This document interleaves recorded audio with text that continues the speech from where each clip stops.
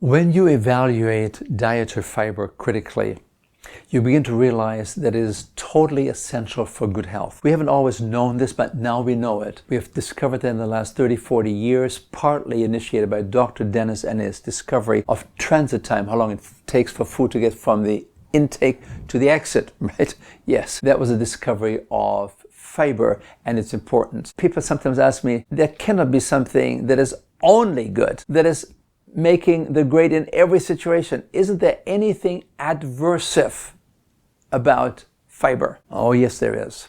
There is something that we should talk about. Nobody really wants to talk about it. But sometimes people come to me and they say, listen, isn't there something antisocial about eating all this fiber? Antisocial?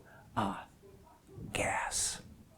Gas. Nobody talks about it. We're silent about it. But we feel very embarrassed when it happens. And there's lots of gas when it comes to eating fiber, especially when you go from a low fiber diet, which is common in Western society, and you then enrich your diet with a lot of fiber. You do it too quickly, too fast, and everybody will know about it. Yeah, everybody in your environment will know about it because you have this eruption of gas. When we do this in our CHIP program, in our comprehensive health improvement program, where we have some 85,000 participants, they always tell us after about 10 days. I mean, I can just look at the audience and I can see they are sort of sitting like on a volcano, any moment to erupt, and then they try to suppress it. Yeah, that's what it happens. This is what happens. But then we usually make sure at that time we tell our participants, please, from now on, always walk outdoors. Well, but actually I have some good news for you. This takes about 3 to 4 weeks. It's an adjustment phase. There's nothing wrong with the fiber itself, but because the fiber comes in so suddenly and you've been on a low fiber diet before,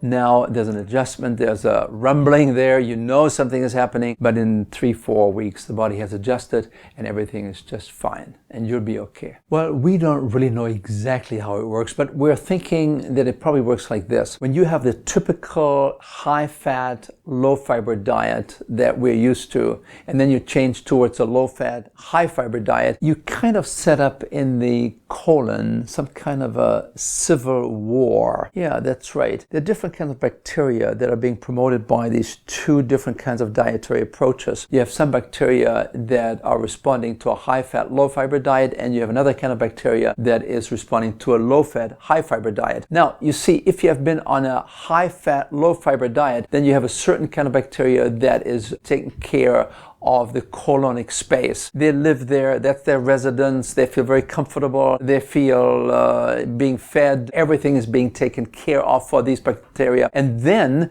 you change the diet and the other bacteria is now being thriving. This other bacteria is now multiplying, and all of a sudden both parties begin to realize that this is a civil war. We're fighting for our domicile, we're fighting for our residence. There's only room for one kind of bacteria. And what happens? Civil war.